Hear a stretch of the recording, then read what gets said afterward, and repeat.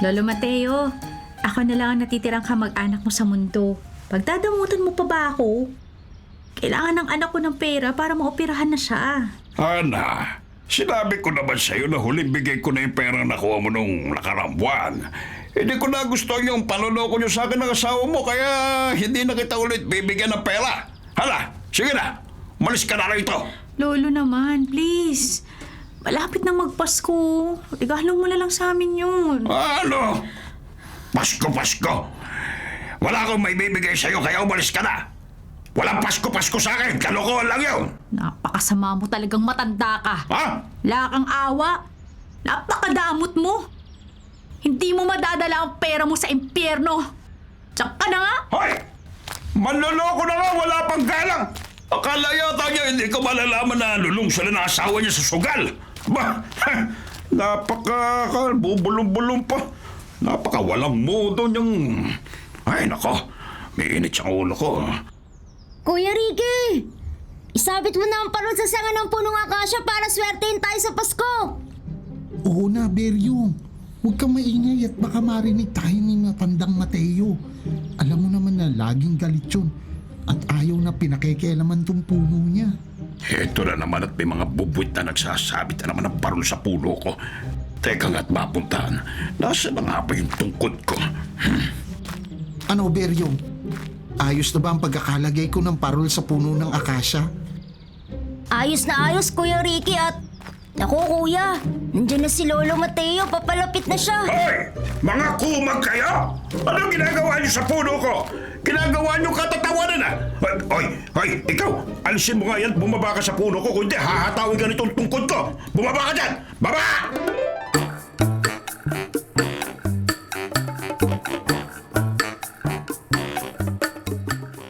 Kuya Ricky, ang sungit talaga ni Lolo Mateo. Isang parolang tuloy ang naisabit natin sa puno ng akasya sa harap ng bahay niya. Dito na lang natin isabit sa may pinto itong isang parol. Kaso baka magalit si tatay. Lasing nang uuwi si tatay. Kaya hindi niya mapapansin. Akin na at sasabit ko. O ayan, bagay na bagay. Ang ganda! Kahit gawa lang sa dyaryo ang parol natin, ramdam na ramdam ang Pasko. Naalala ko tuloy si nanay. Mahilig din siya magsabit ng mga dekorasyon tuwing Pasko nung nabubuhay pa siya. Oh, malulungkot ka na naman. Dito ka muna. Papasok lang ako sa school. Basta, kapag umuwi ng lasing si tatay, hayaan mo na lang siya. Opo, kuya.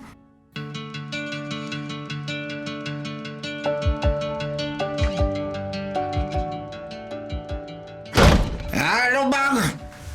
Hoy! Beryong! Ano itong nakasabit sa pinto? Alisin mo nga itong kalat na to! Tay, parol po yan. Ginawa namin ni Kuya Ricky. Dekorasyon dito sa bahay dahil malapit na po ang Pasko. Anong Pasko sinasabi mo? Walang kwenta ang Pasko! Alisin mo nga yan! Kung hindi, tatamaan ka sa akin! Gusto mo masaktan? Pero tay... Alisin mo sabi! Gusto mo talaga masaktan, ha? Halika rito. Iuuntog ko yung ulo mo sa pinto. Aray, tay! Tama na po! Nasasaktan po ako! Wala naman po akong ginagawang masama eh! Anong wala? Yung ipinanganak ka sa mundong to, masamang pangyayari na yon. Kung hindi dahil sa'yo, nandito pa sana si Marita. Buhay pa sana ang asawa ko. Hindi siya namatay sa pagsagip sa'yo. Sana, tuluyan ka na lang nalunod dahil wala ka namang kwenta. Tay, anak mo po ako! Di ka naman kasalanan na nangyari to. At sumasagot ka pa? Wala ka talaga silbi. Ikaw at ang mayabang na kuya mo. Eto si Toro ko. Tingnan natin kung hindi ka pa matuto ng leksyon dito. Eto sa'yo! Aray ko po! Tay! Tay, aray ko po! Tama na po, tay! Tama na po! Masakit to po, tatay! Masakit ba, ha? Kung las-lasin ko na lang kaya yan lalamunan mo para makaramdam ka ng mas masakit pa. At para mawala na rin sa mundong to. Oo, tama! Eto ang kutsilyo. Tatapusin ko na ang walang kwenta mong buhay. Tay! Anong ginagawa mo? Delikado yung hawak mo kutsilyo. Huwag mo saktan ang kapatid ko. Kuya Ricky! Isa ka ba? Magsama kayong dalawa. Kahit magkampihan pa kayo, hindi nyo ko kaya dahil mga anak ko lang kayo. Tay! Akin na yung kutsilyo. Tumigil ka na. Tama na. Ano ba? Hindi mo makukuha sa akin to. Tay! Kuya! Kuya, tama na! Tama na po!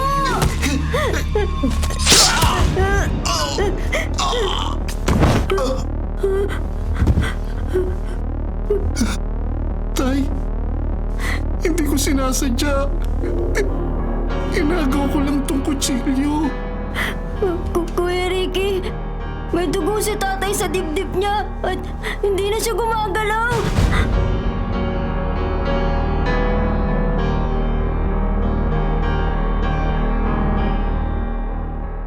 Kuya Ricky, bakit tinuhuli ka ng mga polis? Saan ka nila dadalhin, kuya? Kuya, wag mo akong iiwan, sasama ako sa'yo. Makinig ka, Beryong. Doon ka muna tumira kay ni Tia Carla. Doon kita babalikan. Diyos ko! Anong ginawa mo sa kapatid ko, Ricky? Tia Carla, ikaw na munang bahala kay Beryong. Huwag mo po siyang pababayaan. Walang niya ka, Ricky! Pinatay mo ang kapatid ko! Pinatay mo ang tatay mo! Napaka walang iya mo! Tama na po, Tia Carla. Wala pong kasalanan ng kuya ko. Aksidente po yun. Ipinagtanggol lang ako ni Kuya Ricky kay tatay. Maniwala po kayo sa akin.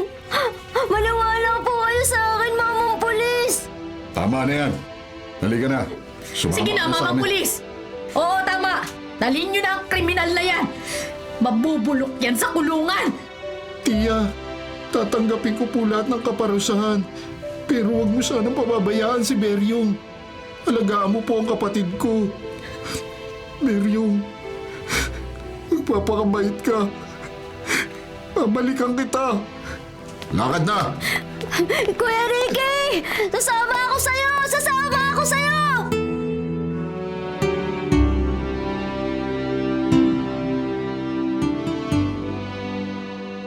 Hoy, Beryong! Anong ginagawa mo na sa sulok, ha? Umiiyak at nagmumukmo ka pa rin? Ba? Bawal dito ang malungkot. Mamalasin ang bahay ko, ha? Tumigil ka na sa kakaiyak mo. At nung araw nang nailibing ang tatay mo. At ang Kuya Ricky mo, ayun! Naghihimas na ng rehas na bakal. Wala pong kasalanan si Kuya Ricky.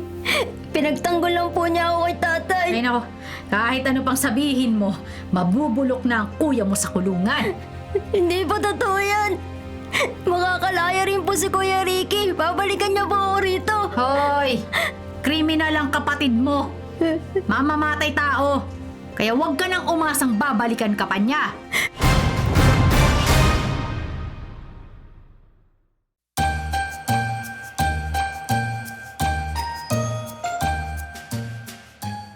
Hoy, Carla. Ano ka ba naman? Kanina pa kita hinihintay sa labas. Simula nang napunta sa poder mong pamangkin mo. Naging busy ka na, ha? Magpapakananay ka na ba talaga, ha? Ano magpapakananay? Siyempre hindi, no? Umahanap pa nga lang ako ng pwedeng umampon kay Beryong, eh. Teka, may buyer na ba itong bahay ni Kuya Kaloy? May nahanap ka na ba? Oo, meron na. Kaya nga pupuntahan natin ngayon. Sigurado ka bang ibebenta mo na yung bahay at lupa? May mga anak pa naman siyang naiwan. Yung anak niyang bunso, ako ang nagpapalamon doon. Deserve ko na magkaroon ng panggastos. Yung panganay naman na yun, nakakulong na yun. Wala na siyang bahay at pamilyang uuwian, no? O, halika na. Umalis na tayo para makabalik din tayo ng maaga. O sige, total si Beryong naman ang nagluluto ng sinaing at nagpiprito ng ulam. Bahala na siyang gumawa dito sa bahay. Aba, may instant katulong ka pala, ha? Wish mo lang kumilos ang batang yon pag wala ka. Eh di wag siyang kumilos. Di naman ako magugutom, no?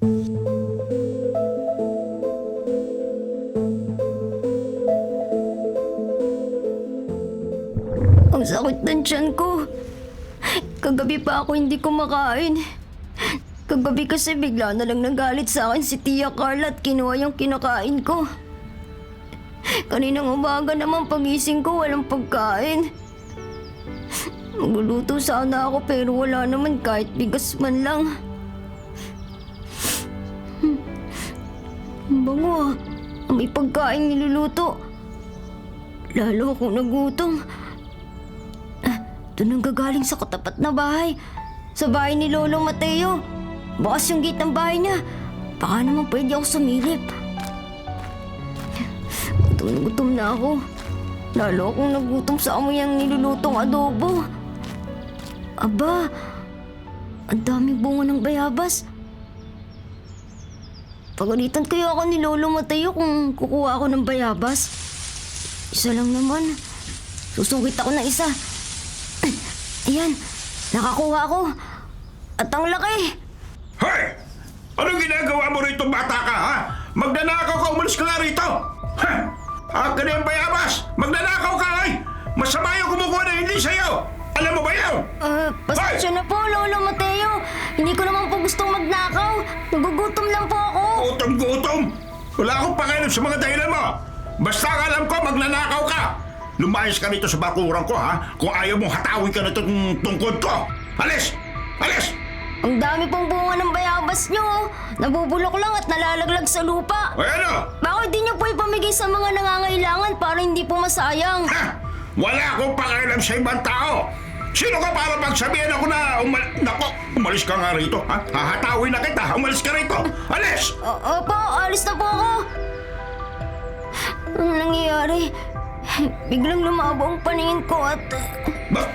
Hoy! Hoy! Mata! Ano nangyari sa'yo? Bakit biglang hinimatay na ko? Hoy, huwag ka umarte sa harapan ko, ha? Umalis ka rito! Umalis ka! Huwag ka umarte! Alis! Alis!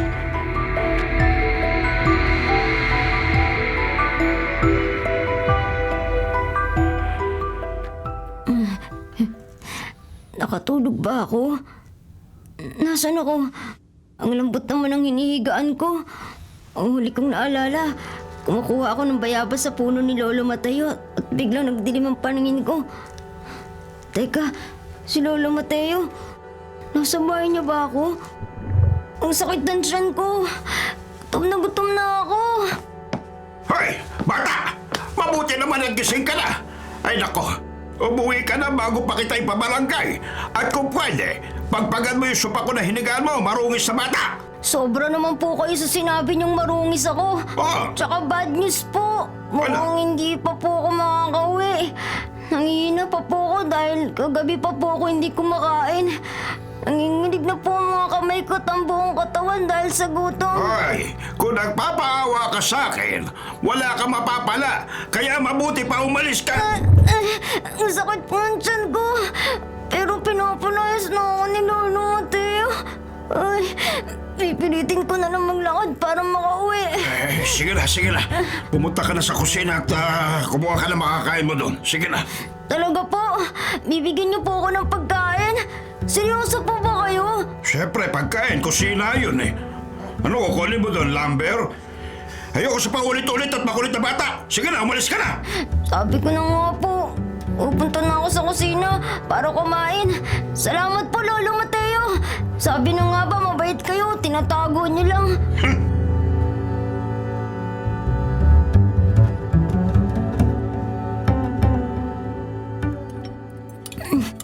Ang sarap po ng adobo, Lolo Mateo. Kayo po ba nagluto nito? Tsaka yung kanin po, pang mayaman. Ang puti at ang sarap. Salamat po. Ang sarap po talaga. Ay, tumahimik ka. Alam mo, napaka-weirdo mong bata ka. Naiiyak ka pa habang kumakain. Tumutulo pa eh. Tumigil ka nga. Kagabi pa po ako hindi kumakain. Akala ko nga po kanina mamamatay na ako sa gutom. Pero dahil sa'yo, Lolo Mateo, nakakain po ako. Hindi ako pinabayaan ng Diyos. Kaya naiiyak po ako ng sobrang saya. Ha? Kumain ka na lang, ha? Pagkatapos mo, umalis ka na at huwag ka nang babalik dito kahit kailan. Maliwanag?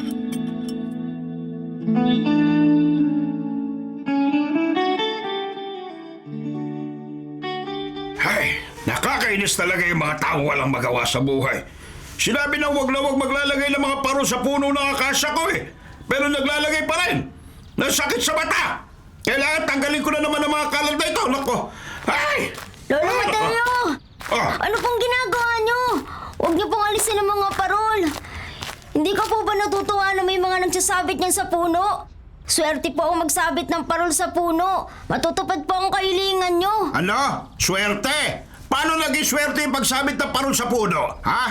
Ang swerte ng tao ay dahil sa sipag niya. Nagsabi kayo rito ng kuya mo pero sunerte ka ba? Ha? Sunerte ba siya? Eh di ba hindi?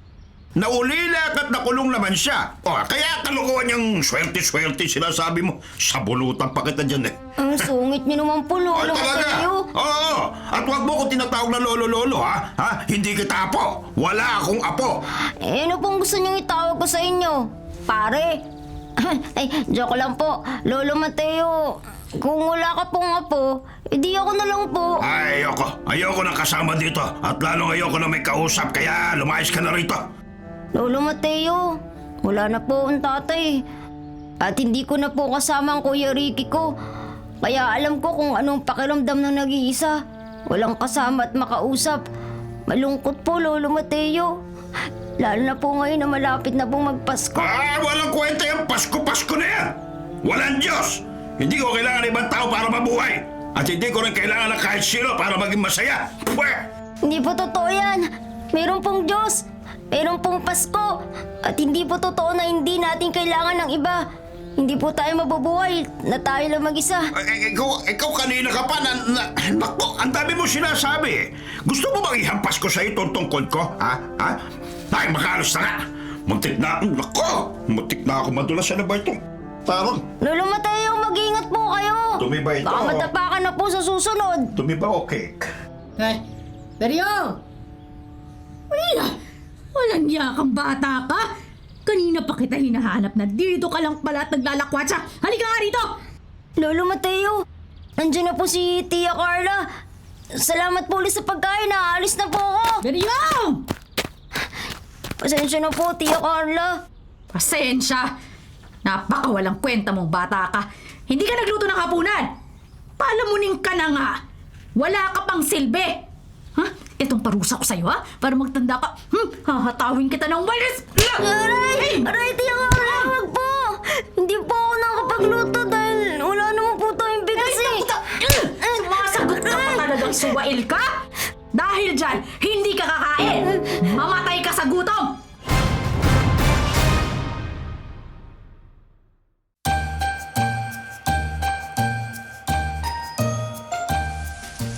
Hoy, bata!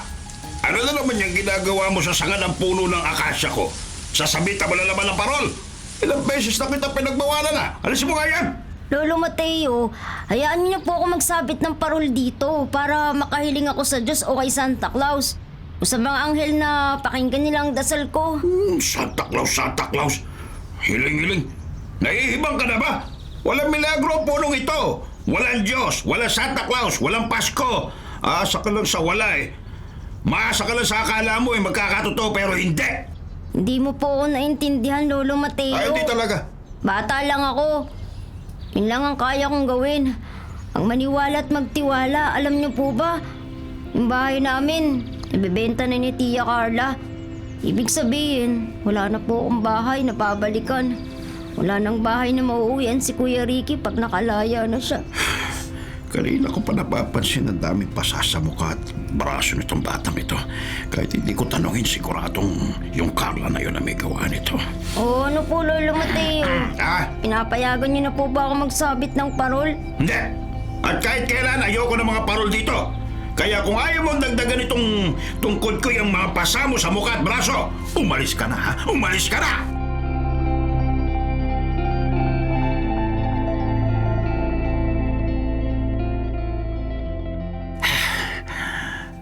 Mapagsamantala si Ana. Pumunta na naman siya rito para manghingi ng pera. Natulingan pa namang apo ko siya pero pera ko lamang ang kinukumusta eh. Di ba lang ako tanungin kung maayos bang kalagayan ko? Nahihirapan na ako huminga.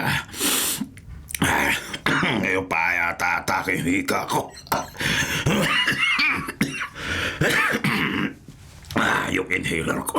Nasa kwarto. Kailangan ko yung makuha.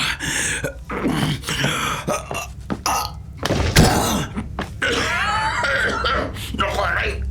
Napasama yata yung pagkakabuhal ko. Hindi ako makabangon. Kailangan makuha ko yung mga gamot ko. Lolo Mateo! Ano po nangyayari sa inyo, Lolo Mateo? Hindi ka po ba makahinga? Hinihika ka po ba? Nasaan po ang gamot niyo? Kukunin ko po! Umalis ka rito. Hindi ko kailangan ng tulong mo. Hindi niyo po kailangan ng tulong ko. Ayan po, hindi ko na nga makahinga. Mamamatay ka po, Lolo Mateo. Hindi ko po pwedeng mamatay. Ikaw na lang po ang nakakausap ko. Yung inhaler sa kwarto ko. Inhaler. Ito po ang kahon ng mga gamot. Alin po ba dito yung kailangan niyo? Ito. Akin na. Ito po.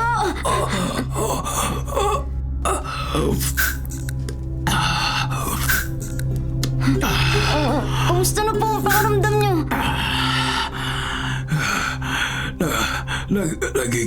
Nagiging maayos na.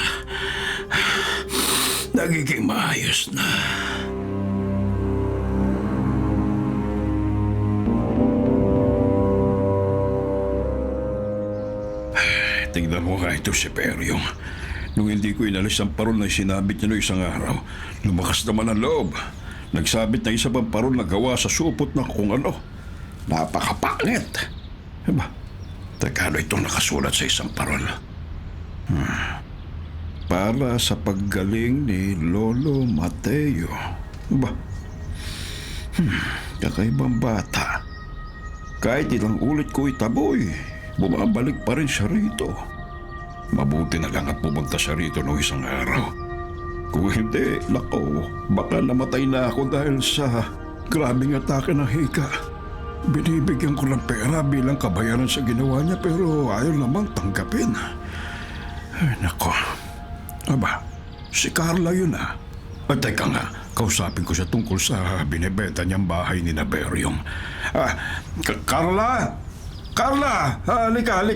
Halika sandali. Oh, Mang Mateo. Anong masamang hangin ang pumasok sa katawan niyo at pinansin niyo ako Ay, Hindi ka na po ba allergic sa mga tao? teka, tama na muna mga tanong ako magtatanong, ha? Binibenta mo ba yung bahay ni Kaloy? Yung katapat na bahay at lote nitong bahay ko? Opo, Mang Mateo. Murang-mura lang. May paggagamitan kasi ako eh. Interesado ho ba kayo? Kung magbibigay ka sa akin ng deposito ngayon, bibigyan kita ng malaking diskwento. Gusto niyo ba? Ay, oo, interesado ako. Sige, pag-usapan natin ang presyo, ha? At ako lang bibili. Naku, Mang Mateo. Tama ang desisyon niyo. Naku, mabilis pa naman tumaas ang presyo ng lupa. Siguradong hindi kayo magsisisi eh.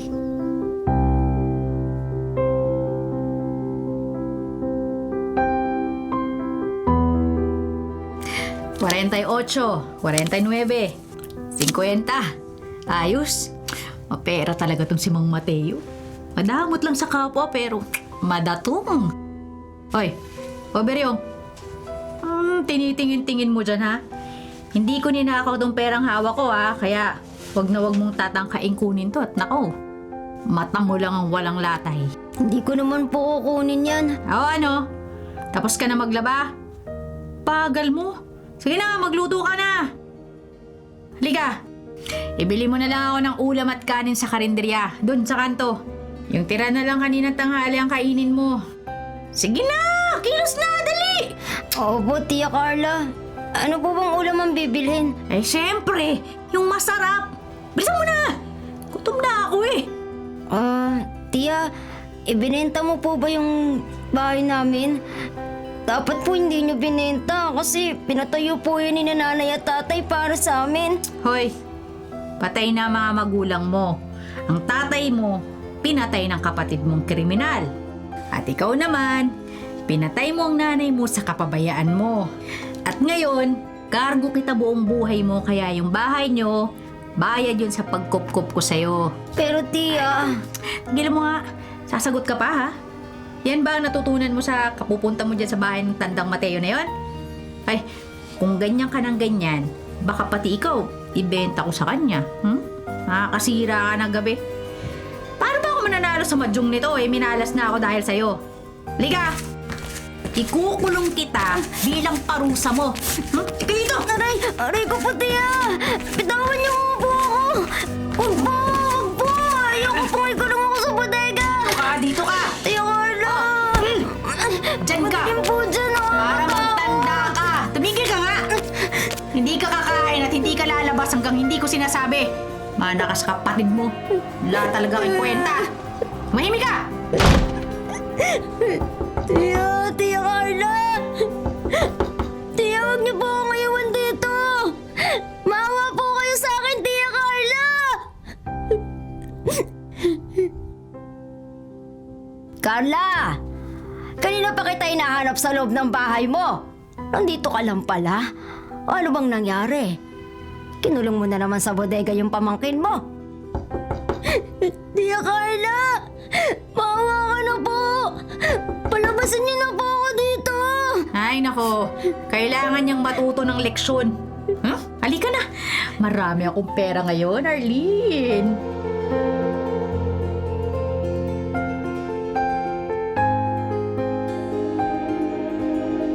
Hindi ko alam kung ayos ba ito mga parol na binili ko para isabit sa puno ng akasya. Itatanong ko na lang kay Beryong kapag nagpunta siya rito. Siguradong matutuwa siya. Total, ayaw niya tumanggap ng pera sa pagliligtas siya sa akin. Ito na lang ang binili ko para sa kanya. Hindi pa rin ako naniniwala sa Pasko at mga dasal. Pero gusto ko makabawi kay Beryong. Dahil ayoko nang may utang na loob kahit kanino eh. Baka magulat si Beryong dahil pati yung bahay nila sa tapat ng bahay ko, may mga parol din. Pero teka, ba't kaya hindi pa siya nagpupunta ulit dito? Ano kaya nangyari doon sa batang yun? Hello. Ay, oo, eto nga. Papunta na ako sa bahay ni Carla. Kukuha ako ng pera sa kwarto niya at natatalo na nga sa mahjong. Oo. Aba, hindi ako tatakas. Babalik din ako agad dyan. Ano? Ba't di ko na lang utusan yung pamangkin ni Carla? Ay nako, nakakulong sa bodega ang pobreng bata. Ay malamang hinang-hina na ngayon yon. Isang araw nang hindi pinapakain ni Carla. Oo nga. Ay babalik din ako dyan. Ay, teka. Sandali lang, ha? Ay, Sandali. ako po ba? Ikaw, meron pa ba iba? Ay, sige tatawag na lang ako sa'yo mamaya ha. Naku, may epal na matandang tumawag sa akin. Ha? Basta, babalik agad ako. Ano? Sige na, may dala akong pera. O sige na, bye.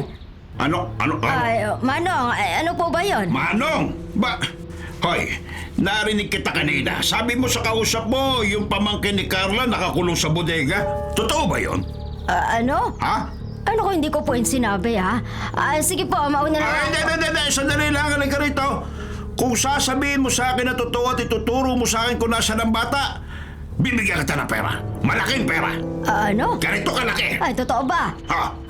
Sige Manong, ituturo ko kung nasa ng pamangkin ni Carla. Basta wag mo ako isusumbong at tototohanin mo na bigyan ako ng pera ha. No!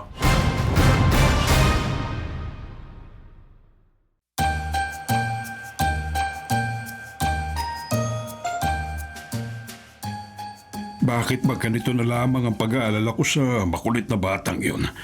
Siguro dahil niligtas niya ang buhay ko kaya gusto ko rin pagaanin kahit kaunti ang lungkot na nararamdaman niya. Ay Manong, Ha? ito ang pinto ng bodega ni Carla. At ito po ang susi. Kinuha ko rin sa taguan niya. Nandyan sa loob yung bata.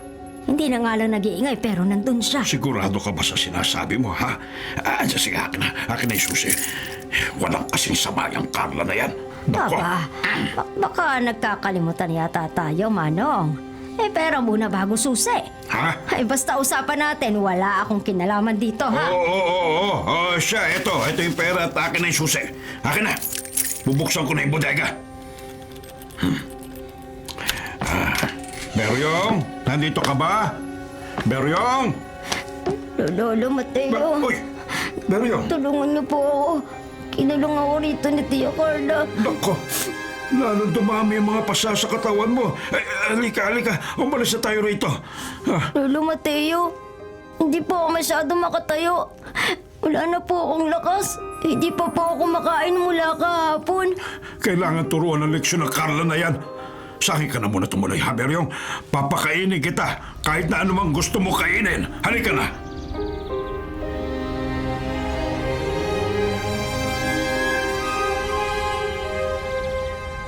Wow, Lolo Mateo!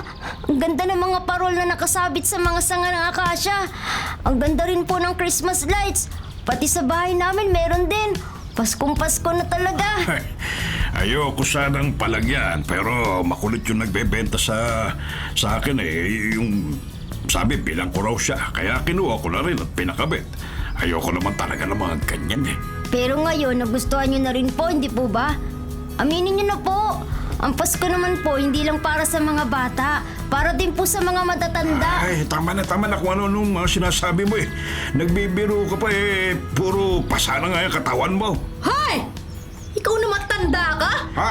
Anong karapatan mong pasukin ang bahay ko? Idedemanda kita ng trespassing at kidnapping! Ibalik mo sa akin ang pamangking ko! Hoy, Beryong, halika dito!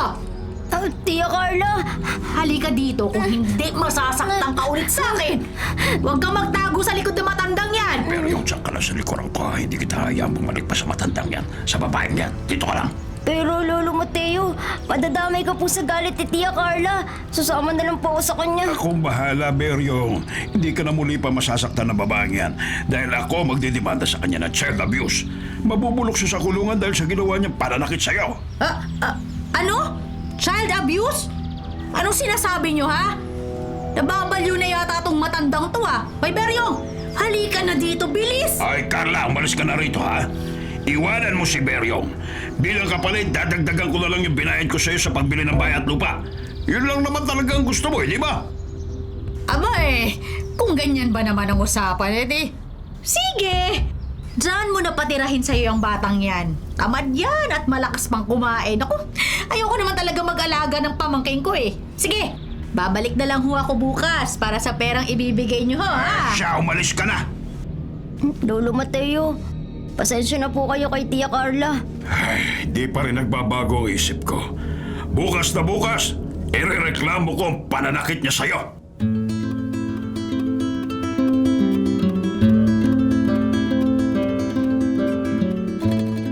Ang ganda talaga ng Christmas tree na binili ni Lolo. Sinabitan pa niya ng parol na ginawa ko. Kung makikita lang sana to ni Kuya Ricky, siguradong matutuwa siya. Namimiss ko na si Kuya. Pwede ko lang sana siyang dalawin sa kulungan. Manong Mateo! Peryong! May tao ba dyan? Kailangan ko kayong makausap. Kailangan ni Kara lang tulong. Maawa kayo! Si Ate Arlene yung sumisigaw sa labas ah. Ano kayang ginagawa niya rito? Ayan, nilapitan na siya ni Lolo Mateo. Pupuntahan ko na nga rin. Manong Mateo, pinupunta ako ni Carla rito. Gusto niyang humingi ng tulong sa iyo para makalaya siya. Nakulong siya kasi kagabi dahil nakapagpatalo siya ng sugal ng malaking halaga. Ipinangako niyang bibigyan mo kasi siya ng pambayad. At kung hindi, baka mabulok na siya sa kulungan. Ay, mabuti naman pala nasa kulungan ng babaeng yun. Talaga ipakukulong ko rin siya dahil sa pagmamalupit niya kay Beryong. Palis na nga kami ngayon para magpa-check up at magpa-medical legal eh. Ate Arlene, totoo po bang nakakulong si Tia Carla? Oo, Beryong. Sabihin mo kay Manong Mateo na tulungan ng Tia Carla mo. Oo, sinaktan ka niya pero kamag-anak mo pa rin siya. Beryong, makinig ka sa akin, ha? Masama ang babaeng yon. Hayaan mo siyang matuto, ha? Hindi mo siya kailangan sa buhay mo. Nandito ako para sa'yo. Lolo Mateo, maraming salamat po sa pagtulong niyo sa akin. Pero pwede niyo rin po bang tulungan si Tia Carla? Kahit po hindi maganda ang pakikitungo niyo sa akin, siya na lang po ang kamag-anak ko. Kaya po, pinatatawad ko na siya. Ay, naku, napakabait mo talagang bata ka. Sige, kung yan ang gusto mo, sige halika. Pupuntahan natin siya. Salamat po, Lolo Mateo.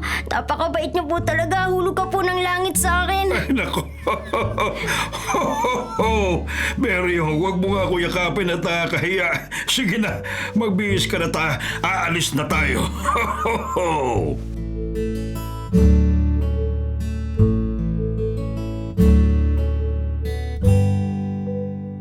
2 buwan nang nakakaraan mula nang makulong ako. Walang araw na hindi ako inusig ng konsensya ko dahil sa pagkawala ni tatay. Pero alam ng Diyos na ipinagtanggol ko lamang ang kapatid ko at hindi ko sinasadyang mapatay siya. Mahal na mahal ko si Beryong. Sana hindi siya pinabayaan ni Tia Carla. Sana hindi maging mahirap ang buhay ng kapatid ko habang wala ako sa tabi niya. Hoy, Ricky. May bisita ka. Lumabas ka na muna dyan. Bisita? Sino? Si Tia Carla ba? Malalaman mo kung lalabas ka na riyan. Halika na. Sige na. Sino ang... Mang Mateo? Ano pong ginagawa mo rito? Sa dami ng tao sa mundo, ikaw ang huling taong iisipin kong dadalaw sa kriminal na tulad ko. Ako nga ito, Ricky. Maupo ka muna at mag-usap tayo. At kung pwede, wag na wag mong tawaging kriminal ang sarili mo dahil sa mata ng batang si Beryong, isa ka mabait na kapatid at tagapagtanggol. Si Beryo? Oo. Nasaan siya? Kamusta na po ang kapatid ko? Sana napatawad niya ako sa nangyari sa buhay namin. Pag nakalabas ako ng kulungan, babawi ako sa kanya. Nasa pangangalaga ako siya ngayon at inihiwalay ko muna siya sa tiyahin niyo na hindi magandang trato sa kanya. Sinasaktan siya ni Carla eh. Sinasaktan ni Tia Carla ang kapatid ko? Oo, yun nga ang sabi ko. Kaya kinuha ko na muna siya. Alam mo ba na ang kapatid mo may katangian na kayang magpabago na isang tao? Alam na alam ko yan dahil binago niya ako. Ay naku Ricky, hindi lang ang tingin ko sa aking buhay kundi pati na rin ang opinion ko sa maraming bagay. Napakaswerte mo sa kapatid mo. Ay naku. Tama ka po, Mang Mateo. At maswerte rin po siya dahil nariyan ka para sa kanya. Salamat po, Mang Mateo. Mas mapapanatag ako ngayon dahil alam kong nasa mabuting kalagayan ng kapatid ko.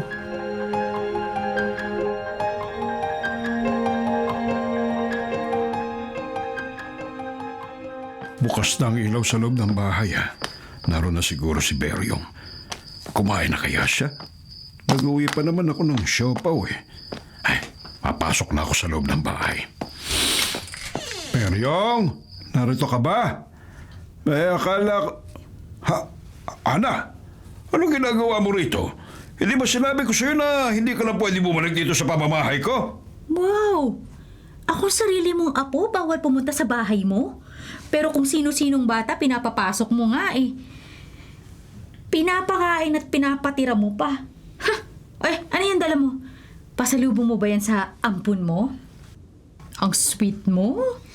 Napakaswerte ng batang yun. Mas maswerte sa akin na totoo mong apo. Dahil hindi mo ako iginalang at tinuring na lolo mo. Ang batang yon, hindi ko kadugo pero mas kamag-anak pa ang turing niya sa akin. Lalo siya nag-aalala sa akin eh. Ikaw, wala ka namang inisip kundi kung ano yung kaya kong ibigay sa'yo. Yun ang alam mo. Dahil nga pinagdadamutan niyo ako, Lolo. Kung nabubuhay lang ang mga magulang ko, siguradong disappointed sila sa'yo. Hoy, huwag mo idabay dito yung mga taong nananahimik na ha. Lumayas ka sa pamamahay ko. Wala kang galang. Lumayas ka. Lumayas ka rito. Lolo! Lolo, ano nangyayari sa inyo? Hindi ka ba makahinga? Diyos ko! Inaatake yata sa puso ang lolo ko! Tulungan niyo kami! Tulungan niyo kami!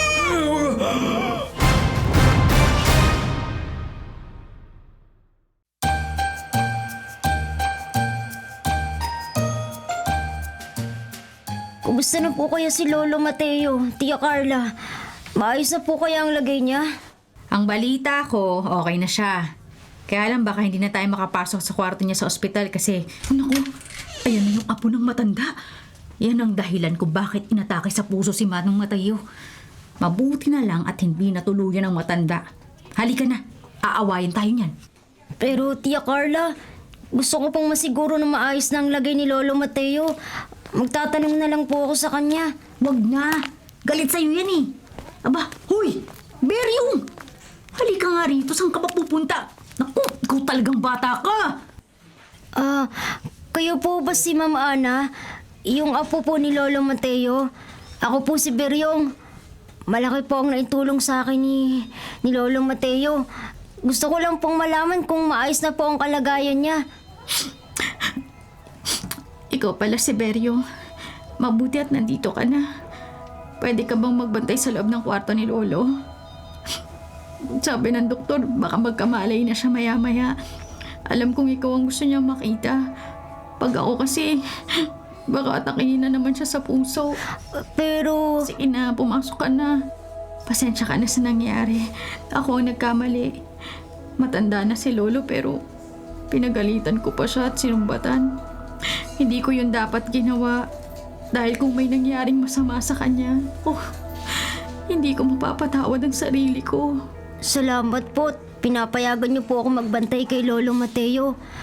Pero sa mga oras na to, kayo lang po ang higit na kailangan ni Lolo Mateo. Hindi lang po siya magaling magpakita ng nararamdaman niya, pero mahal niya po kayo. Kayo po ang nag-iisa niyang pamilya. Ano? Mahal ako ng lolo ko? Siyempre naman po. Kaya ang mas maganda, sana lagi na lang po kayo sa tabi niya hanggang sa gumaling siya. Lalo na ngayon, malapit na po magpasko. Masarap sa pakiramdam na may kasama kang mahal sa buhay. Totoo po yan. Alam ko na ngayon kung bakit gustong gusto ka ni Lolo. Sana lahat katulad mo, Beryong. Inosente at mapagmahal.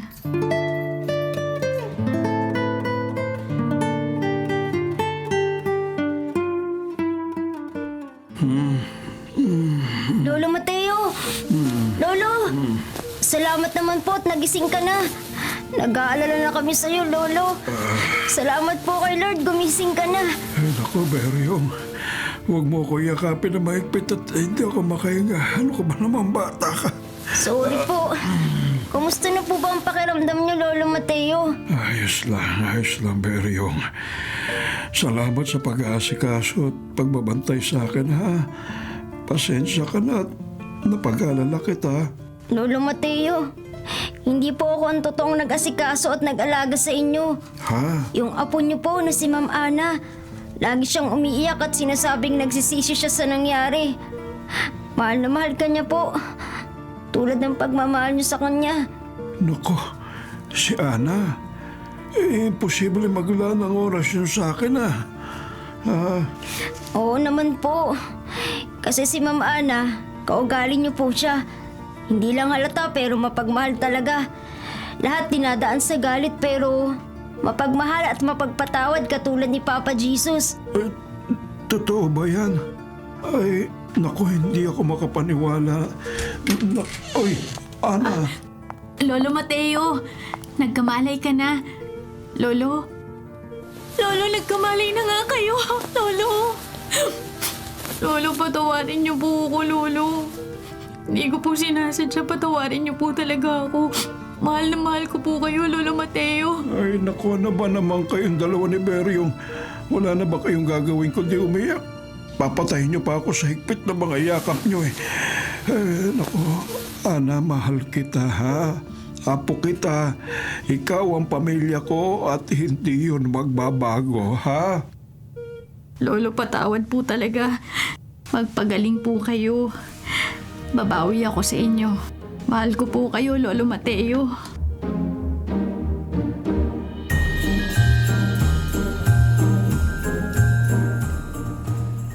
Merry Christmas po, Lolo Mateo, Mama Ana, Tia Carla. Maligayang Pasko, Beryong. Maligayang Pasko, Beryong. Masaya ka ba sa pinuntahan natin kanina at pagpunta sa simbahan para magsimba? Opo, masaya talaga ako, lalo na't namigay po tayo ng mga pagkain sa mga nangangailangan. Masarap pong tumulong. Bay, teka, naiiyak ka yata. May problema ka ba? Kakain tayo ng masarap na Noche Buena mamaya. Naalala ko lang po yung mga magulang ko, pati po si Kuya Ricky. Unang Pasko na hindi ko kasama kahit sino sa kanila. Nakakalungkot lang po. Pero Masaya naman po ako nakasama ko kayo. Masaya pa rin po ang Pasko ko bukas. Kakaiba talagang bata ito. Sa lahat ng bata, ikaw yata yung hindi material na bagay yung gusto. Ay, sige, hayaan mo. Bukas may regalo ako sa'yo na siguradong magugustuhan mo.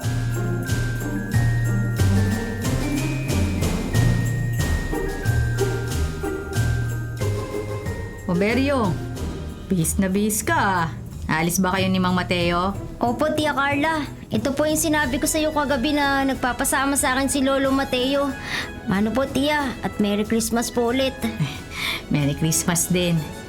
Hanggang ngayon, nahihiya pa rin ako sa iyo sa mga ginawa ko. Pero nagawa mo pa rin akong tulungan at tanggapin bilang tiya mo. Siguradong nagagalit sa akin ng mga magulang mo. Napatawad mo na ba talaga ako, Beryong? Oo naman po. Wala na po akong mga magulang kaya kayo na lang po ang pangalawang magulang ko. Pasensya na po kung matigas ang ulo ko. Magpapakabait na po ako, Tia. At sana mapatawad yun na rin po si Kuya Ricky. Ikaw talagang bata ka. Parang matanda ka kung magsalita. Halika nga rito. Payakap. Yakap lang po, Tia. Siyempre. O, etong regalo ko sa'yo. Sombrero.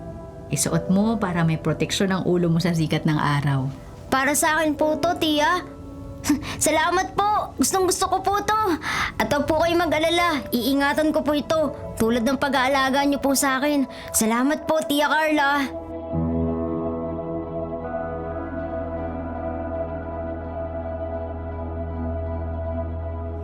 Lolo Mateo, Oh, di po ba kulungan to? Ang daming pulis na nagbabantay. Ibig sabihin, nandito si Kuya Ricky? Pwede ko pong bisitahin si Kuya Ricky? oo, Beryong. Alam kong ito ang regalong bubuo sa Pasko mo matapos nating dalawin ng puntod ng tatay Kaloy mo. Ah, Lolo Mateo, salamat po. Matagal ko na pong dinadasal na madalaw si Kuya. kaya nga. Miss ko na po si Kuya Ricky. Tama na, huwag ka nang umiyak, ha? Baka akalain ng Kuya Ricky mo, pinaiiyak kita. Tahan na. Uy! Ay, ayun na pala siya. Ayun na, papalapit sa atin, oh. Ah. Kuya Ricky! Kuya! Beryong! Kuya Ricky! Maligayang Pasko, Kuya! Miss na po kita. Miss na din kita, Beryong. Talagang maligayang Pasko ko kasi dininig ng Diyos ang panalangin kong makita kita ngayon. Makausap at makasama. Huwag ka mag-alala, Ricky. Ikukuha kita ng magaling na abogado. Yung magtatanggol sa'yo. Ha? Meron akong kilala si Attorney Constantino. Ha? Alam kong makakalaya ka rin sa tulong niya magkakasama kayo muli ni Beryong. Ha? Salamat po, Lolo Mateo. Kapag nakalaya na po si Kuya Ricky, araw-araw ay Pasko na para sa akin. Dahil masayang-masaya ako kapag kasama ko ang mga mahal ko sa buhay. Tama. Hindi po mapapalitan ng kahit anong kaligayahan ko.